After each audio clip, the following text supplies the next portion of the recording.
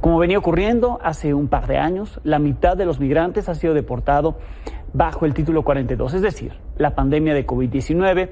647.535 migrantes han tenido esta suerte. Ese título 42 que la administración Biden pretende eliminar a partir del próximo 23 de mayo, aunque la disputa judicial por mantenerlo de los gobiernos republicanos sigue. La otra mitad de migrantes detenidos, 648.365, fueron sometidos a procedimientos de remoción, es decir, que no fueron deportados de inmediato, pero que sí saldrán de Estados Unidos. Pocos son los que son atendidos y recibidos para un proceso de estadía legal. La mayoría de los migrantes detenidos cruzó desde Tamaulipas hacia los sectores de Del Río, Río Grande Valley y de Chihuahua hacia El Paso, Texas. 666.458 migrantes de sectores con amplias zonas semidesérticas, con llanuras, con pastizales, zonas sumamente riesgosas.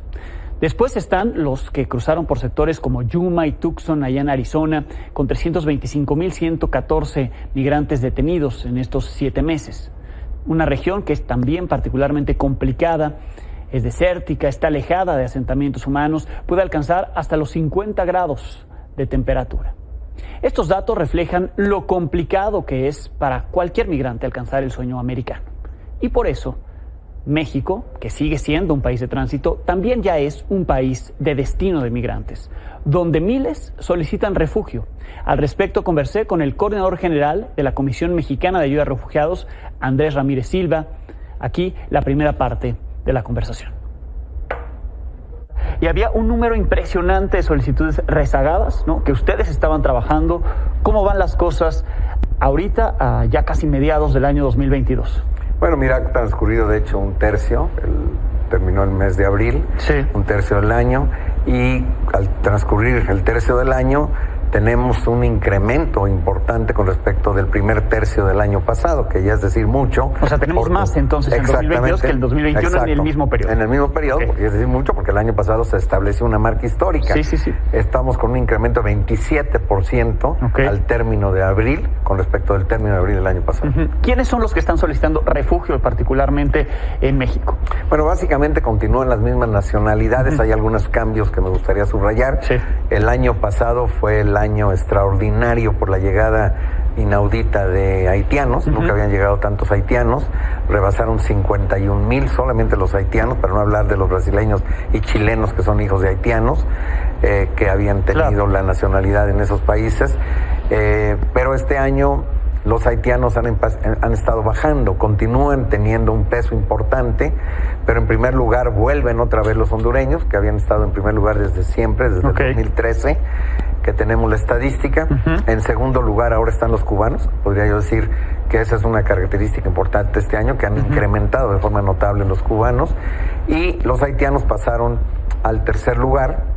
Y creo que conforme pase el año van a irse rezagando aún más. Sí. En cuarto lugar, y este es otro elemento importante de este uh-huh. año, están los venezolanos, que han tenido un número sobresaliente, y justamente en estos días pensamos que van a llegar todavía más venezolanos. Okay. Hay que entender que hubo una visa a inicio de año que se estableció por parte del gobierno de México, uh-huh. y ahora por primera ocasión está ocurriendo en este año que la mayoría de los venezolanos no están entrando por la Ciudad de México, por el aeropuerto. Claro, porque sí. ahí era muy fácil, ¿no? Con esta limitante de la visa, exacto, regresarlos. Con la limitante de visa, pues no todos tienen visa, uh-huh. y luego entonces ya no están entrando la mayoría por la Ciudad de México. Es más, puedo decirte que desde el año 2017 que empezaron a llegar los venezolanos, entraba sobre todo tipo de clase media, profesionales, sobre todo por el aeropuerto de la Ciudad de México, en sí. segundo lugar por Cancún, tercer lugar por Monterrey, uh-huh. y en cuarto lugar por Guadalajara. Ahora, el año pasado, ya por primera ocasión,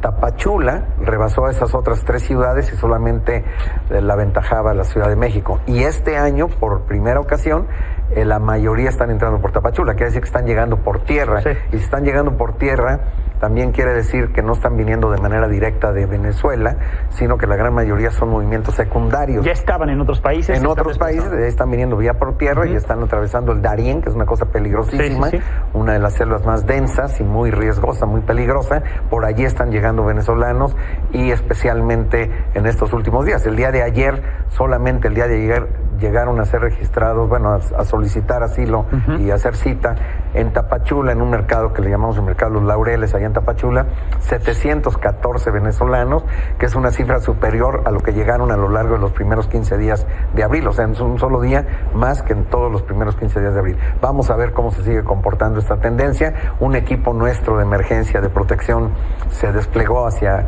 Tapachula para empezar a discutir con los colegas allá, a ver qué alternativas de solución podemos encontrar, y vamos a tener reuniones con el Alto Comisionado de Naciones Unidas para Refugiados para tratar de encontrar las mejores alternativas. Sí, porque entendemos que la condición de refugiado no es algo sencillo de obtener, hay que argumentarlo bien, hay que fundamentar, digamos, una solicitud. Bueno, sobre todo tienen que reunir las características propias de lo que está establecido en la ley. Claro. En la ley hay una clara definición al respecto de quién es refugiado y quién no es, y allí, pues lógicamente nosotros tenemos que ver si efectivamente la persona que solicita la condición de refugiado reúne las características. En realidad, para tratar de ser más precisos, no es un tema de argumentación, podrá argumentar muy bonito, pero si no reúne las características propias de lo que es un refugiado, pues no va a calificar. A diferencia de los venezolanos que han estado llegando a México, sobre todo a partir del 2017, que eran más clase media, más profesionales y demás, estos otros que están llegando son personas que provienen de otros países en donde ya estaban asentados, y allí creo que pudiera ser una hipótesis, pero bueno, es un elemento que tenemos que comprobar después, que muchos tienen el anhelo de entrar a los Estados Unidos. Sí, los migrantes han protestado en Tapachula, también aquí en la Ciudad de México, y es importante decirles que no es un proceso rápido, ¿no? No es tan fácil poder verificar que cumplan. Muy importante esa pregunta, porque el tema de la condición de refugiado no es un asunto de que me caes bien, me caes mal, que si eres más vulnerable, si no eres más vulnerable, que si tienes los ojos azules, no tiene nada que ver. Aquí es una definición muy claramente establecida por la normativa jurídica internacional. Sí. Nosotros en la ley la hemos incorporado por la Convención de Refugiados del 51 y su protocolo del 67. Hemos incorporado también lo que establece la Declaración de Cartagena, y ahí se establece con toda claridad quién es un refugiado, quién es un refugiado. Pero para que nosotros podamos determinar si efectivamente la persona es o no refugiada, pues es un proceso largo. Sobre todo implica una entrevista muy a fondo, que implica, a través de técnicas de elegibilidad, poder detectar si efectivamente en la narrativa la persona lo que relata, lo que expone, muestra con toda claridad si efectivamente la persona cae dentro de los términos, dentro de las características propias de quien es un refugiado. Y si no es un refugiado, pues nosotros lo tenemos que rechazar como tal. Ahora, este proceso es largo, y si nosotros nos vamos sobre la base de las presiones, que nos apuremos, que porque entonces tiene que acelerarse y demás, pues podríamos reconocer a quien no es refugiado y podríamos no reconocer a quien sí es refugiado. Y esto puede ser muy peligroso, sobre todo para las personas que nosotros reconoceríamos, que no reconoceríamos siendo refugiados y que se tengan que regresar a su país de origen, donde su vida corre riesgo, pues sí es una losa terrible que cargar.